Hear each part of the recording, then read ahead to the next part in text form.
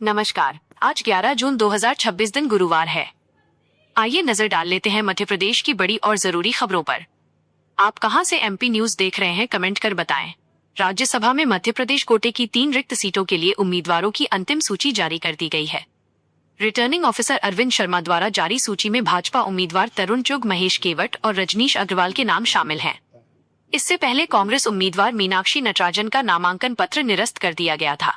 इसके विरोध में कांग्रेस के 10 सदस्यीय प्रतिनिधि मंडल ने दिल्ली में निर्वाचन आयोग से मुलाकात की।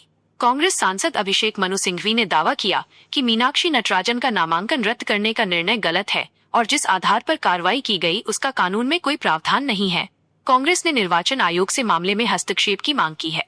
कैबिनेट बैठक में मुख्यमंत्री मोहन यादव ने मंत्रियों को स्पष्ट निर्देश दिए कि कर्मचारियों और अधिकारियों के तबादलों की निर्धारित समय सीमा 15 जून ही रहेगी और इसे आगे नहीं बढ़ाया जाएगा। उन्होंने सभी विभागों को इसी अवधि के भीतर तबादला प्रक्रिया पूरी करने के निर्देश दिए। मुख्यमंत्री ने ये भी घोषणा की कि राज्य सरकार वर्ष 2027 को युवा वर्ष के रूप में मनाएगी। इसके लिए सभी विभागों को युवाओं पर केंद्रित विशेष योजनाएं तैयार करने को कहा गया है। साथ ही कमजोर मानसून और अंतर्राष्ट्रीय परिस्थितियों के कारण उर्वरक आपूर्ति प्रभावित होने की आशंका को देखते हुए प्रत्येक जिले में नोडल अधिकारी नियुक्त करने तथा किसानों के लिए मोबाइल हेल्पलाइन शुरू करने के निर्देश दिए गए। बैठक में साइबर सुरक्षा के लिए 235.63 करोड़ रुपए की योजना को भी मंजूरी प्रदान की गई। राज्य सरकार ने कृषि उपज की खरीद बिक्री पर लगने वाले मंडी शुल्क को 2.5 साल बाद फिर बढ़ाने का फैसला किया है। वर्ष 2023 में 1.5% से घटाकर 1% किया गया शुल्क अब पुनः 1.5% कर दिया गया है। मुख्यमंत्री मोहन यादव की अध्यक्षता में हुई कैबिनेट बैठक में कृषि विभाग के प्रस्ताव को मंजूरी दी गई। सरकार का दावा है कि शुल्क में 0.5% वृद्धि से सालाना 500 से 800 करोड़ रुपए की अतिरिक्त आय होगी। ये राशि ग्रामीण क्षेत्रों को मंडियों से जोड़ने वाली सड़कों, कोल्ड स्टोरेज और कृषि विपणन अधोसंरचना के विकास पर खर्च की जाएगी। वर्तमान में प्रदेश की 557 मंडियों से करीब 2000 करोड़ रुपए का राजस्व प्राप्त होता है, जो नई दर लागू होने के बाद 2500 से 2800 करोड़ रुपए तक पहुंचने का अनुमान है। सुप्रीम कोर्ट के आदेश के बाद अगले महीने प्रस्तावित शिक्षक पात्रता परीक्षा की तैयारी तेज हो गई है। स्कूल शिक्षा विभाग ने शिक्षक संगठनों को आश्वस्त किया है कि परीक्षा से संबंधित पाठ्य सामग्री ऑनलाइन उपलब्ध कराई जाएगी ताकि शिक्षक आसानी से अध्ययन कर सके। विभाग परीक्षा के लिए विस्तृत गाइडलाइन तैयार कर रहा है और विधि विशेषज्ञों से भी परामर्श लिया जा रहा है। विशेष रूप से वर्ष 2005 से 2009 के बीच व्यापमं के माध्यम से नियुक्त शिक्षकों को परीक्षा के दायरे में शामिल किया जाए या नहीं, इस पर कानूनी राय ली जा रही है। लोक शिक्षण आयुक्त ने शिक्षक संगठनों के प्रतिनिधि मंडल को जानकारी दी कि 1.5 लाख से अधिक शिक्षकों से संबंधित इस परीक्षा की तैयारियां प्राथमिकता के आधार पर की जा रही हैं। प्रदेश के सरकारी अस्पतालों में दवाओं की उपलब्धता की जानकारी अब एक क्लिक पर मिल सकेगी। स्वास्थ्य विभाग ई औषधि पोर्टल को और अधिक प्रभावी बना रहा है, जिससे जिला अस्पतालों, सिविल अस्पतालों, सामुदायिक स्वास्थ्य केंद्रों और प्राथमिक स्वास्थ्य केंद्रों में दवाओं का पूरा रिकॉर्ड ऑनलाइन उपलब्ध रहेगा। मरीज को दवा वितरित होते ही स्टॉक की जानकारी पोर्टल पर अपडेट हो जाएगी। किसी भी दवा का स्टॉक न्यूनतम स्तर पर पहुंचने पर सिस्टम स्वतः अलर्ट जारी करेगा और आपूर्ति प्रक्रिया शुरू हो जाएगी। अधिकारियों के अनुसार नई व्यवस्था के तहत दवा की कमी होने पर अधिकतम 10 दिनों के भीतर स्टॉक उपलब्ध कराने का लक्ष्य रखा गया है। राजगढ़ पुलिस ने फर्जी लोन ऐप के जरिए लोगों को ब्लैकमेल कर धन उगाही करने वाले अंतर्राज्यीय साइबर गिरोह का पर्दाफाश किया है।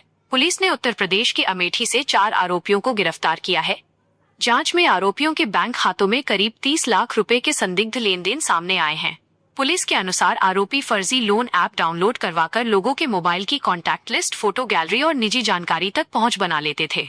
इसके बाद तस्वीरों को एडिट कर आपत्तिजनक फोटो तैयार किए जाते और सोशल मीडिया पर वायरल करने की धमकी देकर रकम वसूली जाती थी।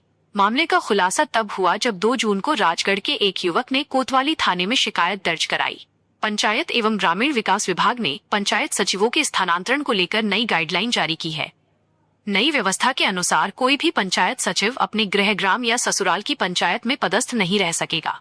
इसके अलावा जिस पंचायत में सचिव के रिश्तेदार सरपंच या उपसरपंच निर्वाचित होंगे, वहां से भी सचिव का स्थानांतरण किया जाएगा।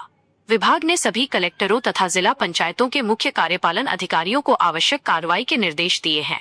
प्रदेश में 23,000 से अधिक पंचायत सचिव कार्यरत हैं। आदेश के अनुसार 15 जून तक जिले के भीतर स्थानांतरण किए जा सकेंगे। मध्य प्रदेश में प्री मानसून गतिविधियां लगातार सक्रिय बनी हुई हैं।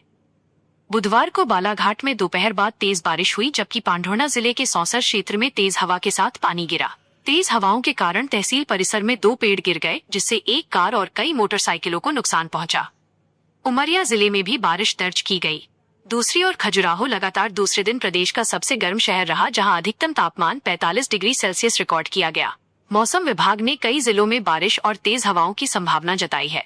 भोपाल नगर निगम परिषद ने केंद्र सरकार के ठोस अपशिष्ट प्रबंधन नियम 2026 को लागू करने का निर्णय लिया है।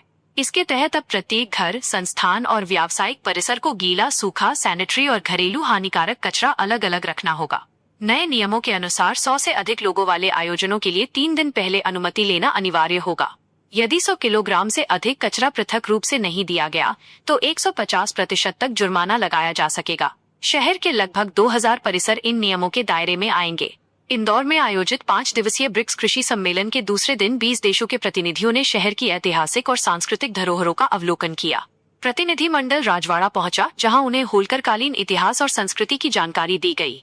इसके बाद उन्होंने ग्रामीण हाट बाजार का भ्रमण किया और मध्य प्रदेश की कृषि, हस्तशिल्प तथा ग्रामीण उद्यमिता की गतिविधियों को देखा। प्रतिनिधियों ने मालवी लोक कलाकारों के साथ सांस्कृतिक कार्यक्रमों में भाग लिया और स्थानीय आमों का स्वाद भी चखा।